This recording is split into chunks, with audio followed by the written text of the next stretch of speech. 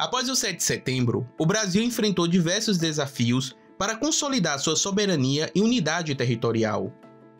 Embora Dom Pedro tenha declarado a independência, muitas regiões do Brasil, especialmente aquelas com forte presença de tropas e simpatizantes portugueses, não aceitaram imediatamente a ruptura com Portugal. Isso levou a uma série de conflitos e batalhas em várias partes do país, com destaque para a Bahia, onde a luta foi intensa e só terminou em 2 de julho de 1823. Após o 7 de setembro, o Brasil passou por um período de guerra civil entre os defensores da independência e as forças leais a Portugal. As províncias brasileiras que estavam divididas, e muitas delas, particularmente no norte e nordeste, ainda apoiavam o governo português. O novo governo de Dom Pedro teve que agir rapidamente para garantir o controle sobre todo o território brasileiro. As lutas pela independência ocorreram em várias frentes, sendo algumas delas mais importantes. A situação nas províncias de São Paulo e Rio de Janeiro foi relativamente tranquila após a independência. Dom Pedro I conseguiu assegurar rapidamente o controle dessas regiões, que eram centrais para o novo governo. Nas regiões Norte e Nordeste, a resistência portuguesa foi mais forte. Em Pernambuco, Maranhão e Pará, houve combates significativos entre forças pró-independência e as tropas portuguesas. Essas províncias tinham uma forte presença de comerciantes e militares portugueses, que resistiam à ideia de uma separação de Portugal.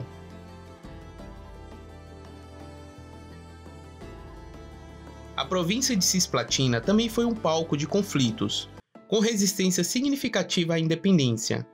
No entanto, a região acabou sendo incorporada ao Brasil independente, embora fosse perdida para os uruguaios em 1828.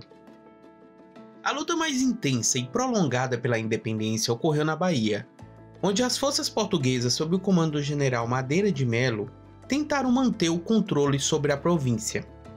Salvador, a capital da Bahia, era um dos principais redutos portugueses, e os combates na região duraram quase um ano após a proclamação da independência.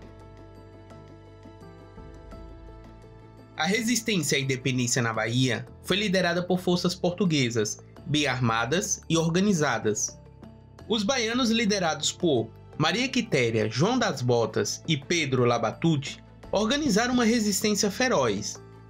As forças locais, compostas por milícias, escravos libertos e indígenas, uniram-se para enfrentar as tropas portuguesas. Dom Pedro I enviou tropas do Rio de Janeiro e São Paulo para apoiar a luta na Bahia. Houve combates terrestres significativos, e a Marinha Brasileira impôs um bloqueio naval para cortar o abastecimento às tropas portuguesas. Isso enfraqueceu as tropas portuguesas, que começaram a perder terreno. A data de 2 de julho de 1823 marca a vitória final das tropas brasileiras sobre os portugueses na Bahia. Após meses de combate, os últimos soldados portugueses foram expulsos de Salvador e a cidade foi finalmente libertada.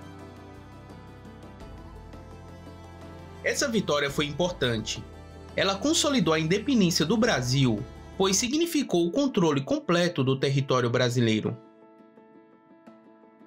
A vitória na Bahia e a celebração de 2 de julho tornaram-se símbolos importantes da luta pela independência do Brasil. Na Bahia, o 2 de julho é comemorado como o verdadeiro Dia da Independência, em reconhecimento ao sacrifício e à resistência do povo baiano. A data é celebrada com desfiles, festas populares e homenagem aos heróis da independência.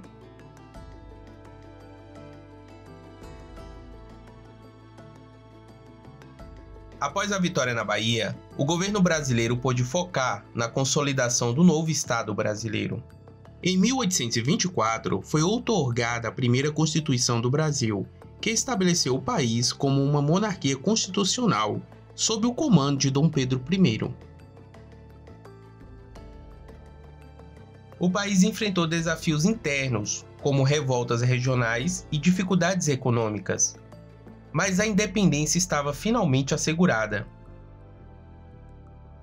O período pós-proclamação da independência foi marcado por conflitos significativos, com destaque para a luta na Bahia, que se tornou um símbolo de resistência e determinação.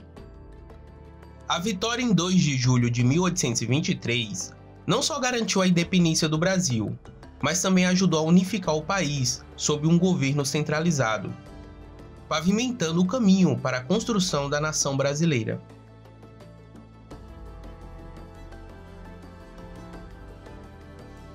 A polêmica sobre a compra da independência do Brasil, associada ao Tratado de Paz e Amizade de 1825, é um tema que revela muito sobre as tensões e desafios enfrentados pelo país no processo de consolidação de sua soberania.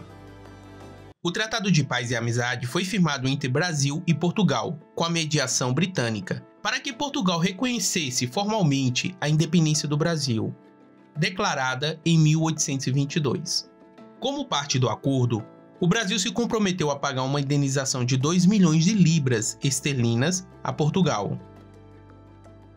Esse valor foi obtido por meio de um empréstimo à Inglaterra, o que gerou um peso financeiro considerável para o recém-criado Império Brasileiro. Esse empréstimo gerou indignação popular. Grande parte da população e setores mais nacionalistas consideraram o pagamento uma forma de submissão ou até mesmo de traição. Eles acreditavam que a independência já havia sido conquistada de fato, especialmente após os conflitos militares que seguiram a proclamação de 1822. Pagar a Portugal para reconhecer a independência foi visto como um exagero. A elite econômica e política do país estava dividida. Alguns viam o acordo como uma medida pragmática para garantir o reconhecimento internacional e, assim, evitar conflitos prolongados, que poderiam ser desastrosos para o Brasil. Outros criticavam Dom Pedro I por não ter mantido uma postura mais firme, o que contribuiu para o desgaste de sua imagem. A controvérsia em torno do tratado aumentou a desconfiança e o descontentamento com o governo de Dom Pedro I, que já era criticado por suas relações próximas com Portugal e suas políticas centralizadoras. Esse desgaste contribuiu para sua abdicação em 1831. O tratado é visto como uma reflexão da realidade geopolítica da época. O Brasil recém-independente ainda estava em processo de consolidação interna e precisava do reconhecimento internacional para garantir sua posição. A mediação inglesa, por sua vez, evidencia a influência da Inglaterra na política externa brasileira e a interdependência econômica que se estabeleceu entre os dois países. Por outro lado, o episódio da compra da independência é frequentemente citado como um exemplo das dificuldades enfrentadas pelo Brasil para se deslocar de sua herança colonial e afirmar sua soberania plena. A polêmica também expôs as contradições do processo de independência, que, embora tenha sido proclamada com grande entusiasmo, teve que ser negociada e paga, o que foi visto por muitos como uma concessão aos antigos colonizadores. A compra da independência permanece como um episódio emblemático, que simboliza tanto os desafios internos quanto as pressões externas que moldaram o Brasil durante o início de sua trajetória como nação independente. Esse foi o nosso vídeo sobre a independência do Brasil. Espero que tenha gostado. Peço que você curte, compartilhe. Se não é inscrito, se inscreve no canal. Agradeço por ter permanecido conosco. Até o próximo vídeo. Muito obrigado.